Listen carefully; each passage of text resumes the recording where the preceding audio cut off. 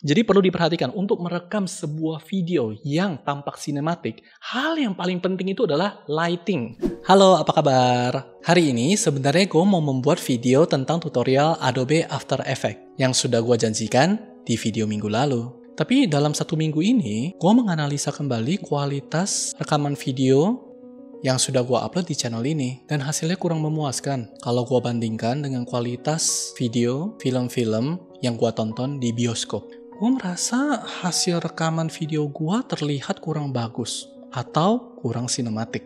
Gue pikir mungkin karena kamera yang gue pakai sucks kali ya. Dan kamera gue juga cuma bisa rekam full high definition.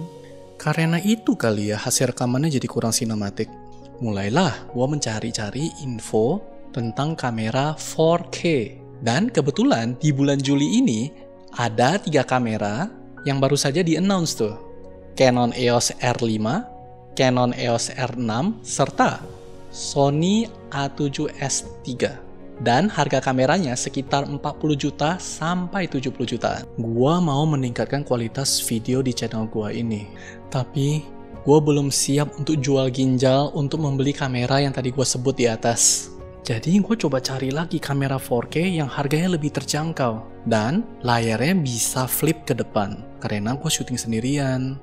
Gue ketemu Fuji Film X-T4 yang harganya 26 juta. Dan Sony A6600 yang harganya 19 juta. Dan bahkan gue juga ketemu Sony ZV-1 yang harganya sekitar 12 jutaan. Tapi Sony ZV-1 nggak bisa diganti lensanya. Dan kayaknya belum masuk Indonesia. Mindset gue adalah bukan gue yang salah, tapi kamera gue yang salah. Makanya gue pikir gue harus membeli kamera yang lebih bagus lagi agar video gue bisa menjadi lebih sinematik seperti film-film di bioskop. Tapi setelah itu gue berpikir apa jangan-jangan skill video editing gue yang masih kurang. Atau apakah jangan-jangan kesalahannya bukan di kamera gua, tapi di diri gua sendiri? Jadi video sinematik atau tidak itu ditentukan oleh kamera atau enggak sih?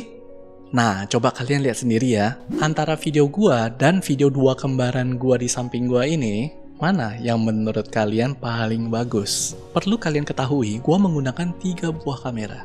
Kamera cici gua, Sony A5100 yang harganya 7 jutaan. Kamera Sing-Sing temen gua, Sony RX106 yang harganya 16 jutaan. Thanks Sing, semoga lu tambah sukses. Dan mudah-mudahan lu udah kagak inget lagi untuk meminta balik kamera lo. Dan satu lagi adalah iPhone SE 2016 yang harganya cuma 2 jutaan. Dan gua rekam menggunakan kamera depannya, bukan kamera belakang. Menurut kalian, mana dari 3 video ini yang paling sinematik? Dan mana yang menggunakan iPhone SE yang cuma 2 jutaan? Ketik di komen ya. Gua akan kasih kalian waktu 30 detik untuk menentukan pilihan kalian.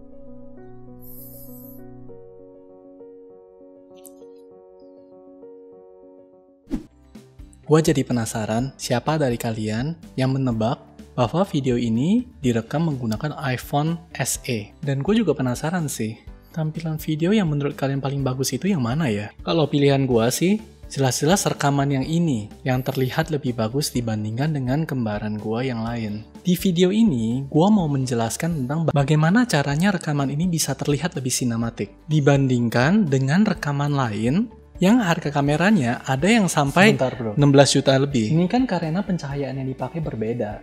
Kalau dengan pencahayaan yang sama, kameranya yang lebih bagus, kemungkinan besar rekamannya juga lebih bagus. Kelihatan banget, ada harga, ada barang.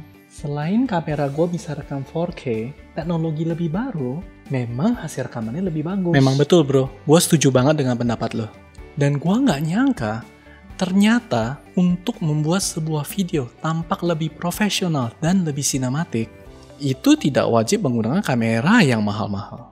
Di video ini, gua akan coba sharing cara menggunakan pencahayaan studio yang harganya cuma ratusan ribu saja. Dan pencahayaan tersebut bisa secara drastis meningkatkan kualitas rekaman menjadi lebih sinematik. Dan pastikan kalau kalian mau meningkatkan kualitas video kalian lebih lagi, maka jangan lupa dulu cukur itu kumis sama jenggot. Gila ya, ini saudara kita itu nyolot parah. Ya, lu berdua kalau bisa next time cukur dulu lah. Dulu pada udah nggak ada urat malu apa? Nggak risih gitu dilihatin oleh banyak orang. Sebelum kita memulai tutorial tentang pencahayaan ini, chapter ini direkam menggunakan 2 buah kamera. Jadi, kalian coba tebak, yang mana nih kamera A atau kamera B? Yang mana yang Sony A5100 dan yang mana yang Sony RX106? Ingat loh, Sony RX106 itu harganya 2 kali lipat lebih dibandingkan dengan Sony A5100. Dari apa yang gue pelajari, merekam video menggunakan pencahayaan yang ada pada ruangan itu pasti tidak mungkin bisa lebih bagus daripada rekaman video menggunakan cahaya studio seperti ini. Dan sebelum kalian berpikir, wah cahaya studio itu pasti harganya belasan juta. Jujur aja sih, memang ada cahaya studio yang harganya mencapai belasan juta. Contoh yang mereknya Aputure ataupun merek-merek yang lain. Ada yang sampai 18 juta, 16 juta. Wah gila mahal-mahal. Tapi untuk cahaya yang satu ini murah banget. Tripod untuk lighting yang ada boom armnya yang harganya cuma sekitar 260.000. Dan box studio ini yang dari Godox nih, ini yang saya beli yang 120 cm, ada pilihan yang 80 cm ataupun yang pilihan 90 cm. Dan ini harganya 300.000. Jadi kalau di total dua-duanya adalah sekitar 500.000. Tetapi tentu saja ini masih belum semuanya. Di dalamnya juga harus ada tempat buat kita taruh lampu. Nah, karena kalau yang tadi yang kita beli softbox-nya itu hanya ada payungnya saja, hanya ada softbox-nya saja. Di dalam tidak ada lampunya sama sekali. Jadi kita harus pasang tempat untuk taruh lampu dan itu saya beli yang bisa pasang 2 lampu itu harganya sekitar 100.000 dan habis itu taruh 2 lampu di dalamnya. Nah, 2 lampu ini tentu saja kalau kalian mau pakai bohlam yang kalian miliki sendiri di rumah, ya nggak jadi masalah juga sih. Tapi kalau di sini saya menggunakan bohlam yang saya beli lagi, harganya masing-masing sekitar 100.000. Berarti 2 bohlam 200.000, terus habis itu tempatnya 100.000, total 300.000. Softboxnya 300.000, berarti sekitar 600.000, 650, 700.000 lah anggapannya. Dan habis itu stand ini sekitar 260.000, berarti sekitar 900.000. Dengan 900.000 kita sudah bisa memiliki lighting studio. Dan lighting studio itu bisa dimacam-macamin. Nah, tutorial ini gue mau ajarin nih, gue mau kasih tahu nih beberapa jenis lighting yang bisa kalian gunakan. Dan ingat, gue ini pemula kayak gue sekalipun menggunakan lighting seperti ini. Dan hanya lighting ini aja nih ya. Ini saya nggak pakai fill light, rim light atau apa, nggak ada. Ini hanya lighting ini aja. Saya bisa membuat handphone iPhone SE dengan kamera depannya rekamannya menjadi jauh lebih sinematik dibandingkan dengan kamera yang harganya 16 juta ataupun yang kamera yang harganya 7 jutaan, yaitu Sony A5100. Jadi perlu diperhatikan untuk merekam sebuah video yang tampak sinematik, hal yang paling penting itu adalah lighting, pencahayaan. Dan kalau pencahayaannya sudah salah, kalian mau sampai skill Adobe After Effects, Adobe Premiere sampai sejago apapun juga, tidak akan bisa bikin video yang seperti ini. Dan kalau bisa sekalipun, in which case gue nggak tahu caranya sih ya, tapi kalau bisa sekalipun pasti susah setengah mati. Karena prinsip yang namanya pencahayaan itu sama seperti prinsip mikrofon. Kalau suara yang direkam itu sudah jelek, kalian mau sampai edit gimana pun juga pasti hasilnya jelek. Di tutorial ini, gua mau menggunakan sebuah metode yang namanya low key light. Low key light itu apa? Low key light itu adalah background yang tampak lebih gelap dibandingkan dengan muka saya. Nah, itu adalah low key light. Tentu saja ada juga metode high key light yang biasanya kita suka lihat di iklan-iklan, nah, yang dimana backgroundnya terang, muka orangnya juga terang. Tapi biar kelihatan lebih sinematik dan dramatis, saya menggunakan metode low key light yang dimana background saya ini gelap banget dibandingkan dengan muka saya. Nah, bagaimana caranya kita bisa menggunakan metode low key light? Nomor 1, pastikan lampu ruangan dimatikan dulu. Jujur ini lampu ruangan ini 100% mati, gelap gulita. Ini cuman ada lampu dari lemari, tapi lampu dari lemari kan LED kecil saja gitu loh. Dan setelah itu kalian nyalakan key light ini, studio light ini. Dan nanti muka kalian itu pasti benar-benar sangat terang sekali dibandingkan dengan latar belakang. Kalau kalian berasa backgroundnya masih kurang gelap setelah apapun yang kalian lakukan, kalian bisa menurunkan exposure, menurunkan ISO, itu penting sekali. Ini cahayanya luar biasa terang. Jadi kalian harus setting di kamera kalian, bikin exposure-nya menjadi lebih rendah. Karena kalau nggak, ini muka bener-bener putih 100%. Ini jujur aja nih, rekaman yang ini nih, awalnya muka saya itu overexpose banget. Bener-bener putih, hampir semuanya putih. Setelah saya turunkan exposure, habis itu saya mainin di ISO sih. Saya di sini ISO-nya ISO 100. Untuk background saya sekarang ini, saya hanya menggunakan lampu LED dari lemari. Nah, kalian bisa menggunakan lampu apapun juga untuk hiasan saja sih sebenarnya sih. Lampunya kalau bisa jangan terang-terang ya. Misalnya kalian bisa pakai lilin atau misalnya pakai lampu belajar dan lain-lain. Nah, di sini kita akan coba lihat beberapa model lighting yang umum digunakan. Aduh, yang Sony RX100-nya udah mati nih. Ya sudahlah, nggak apa-apa, kita nggak usah pakai Sony RX100, kita langsung pakai Sony A5100 saja. Karena toh tampilannya kalau dari yang kita lihat, Sony A5100 tampilannya lebih bagus. Bukan berarti karena kamera yang ini kenapa harganya lebih mahal, kenapa hasilnya masih lebih jelek gitu ya. Sebenarnya sih bukan dari gambarnya sih pasti sama-sama aja bagusnya saya rasa. Tapi kalau kamera Sony A5100 ini, saya menggunakan lensa 50mm dan f-stopnya 1,8. Jadi, backgroundnya bisa lebih ngeblur tuh. Coba kalian bandingkan dengan yang tampilan yang tadi, yang dari Sony RX100. Backgroundnya tidak ngeblur sama sekali, karena dia menggunakan zoom lens dan saya nggak bisa ganti sama sekali.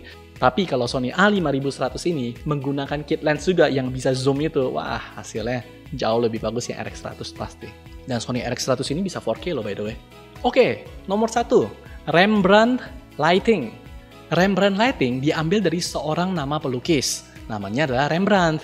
Nah, biasanya lukisan dari Rembrandt itu biasanya rata-rata portrait semua dan muka orang kayak gitu.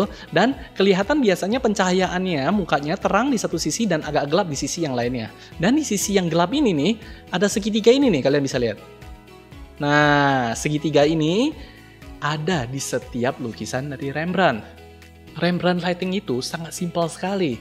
Kamu cukup letakkan 45 derajat dari kamera, 45 derajat, dan habis itu naikkan sekitar 45 derajat, 30 derajat, dan habis itu hadap ke bawah. Dan tadi ini sampai kesentuh nih. Ini kesentuh karena memang cahayanya sudah sangat dekat sekali. Ini cuma pas di luar dari layar kamera ini.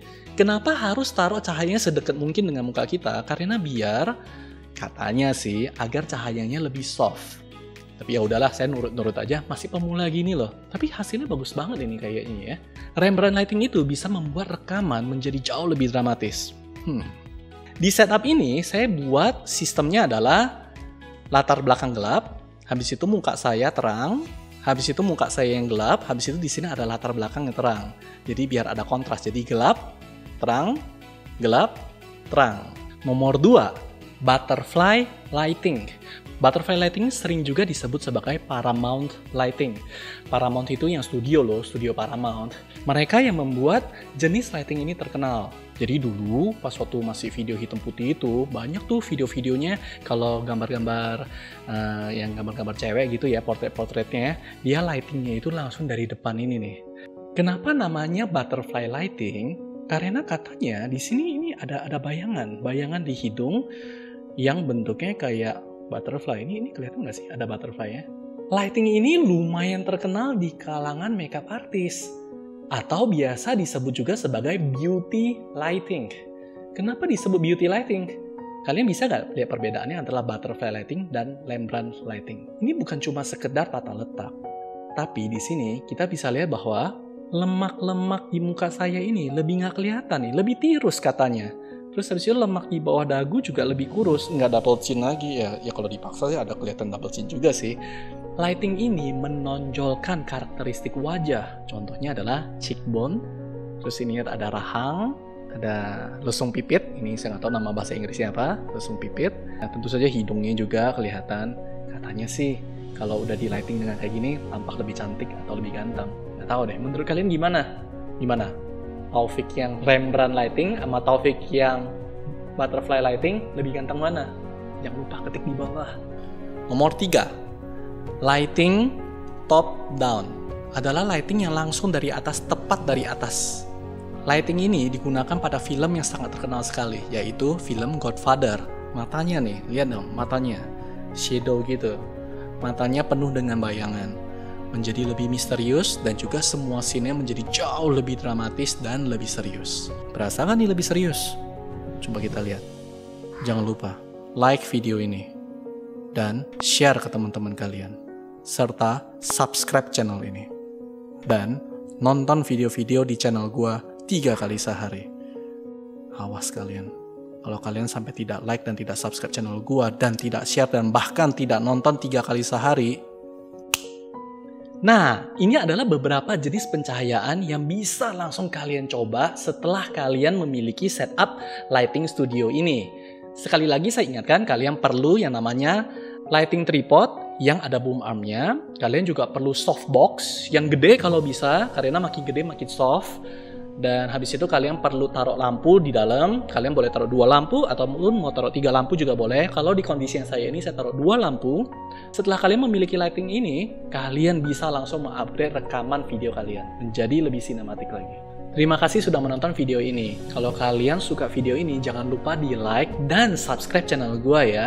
Video selanjutnya, saya mau sharing. Saya kalau bikin sebuah video yang misalnya durasinya 10 menit, biasanya waktu pengerjaannya kurang lebih sekitar 10 jam lebih.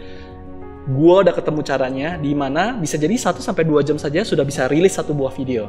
Nah, itu video gue yang berikutnya tuh, makanya jangan lupa subscribe. Dan bagi kalian yang punya teman yang punya channel YouTube, tapi menurut kalian kualitas videonya masih kurang profesional atau kurang sinematik, jangan lupa share video ini ke mereka, agar video mereka juga bisa jadi lebih sinematik. Hitung-hitung nolong temen lo itu. Bye-bye.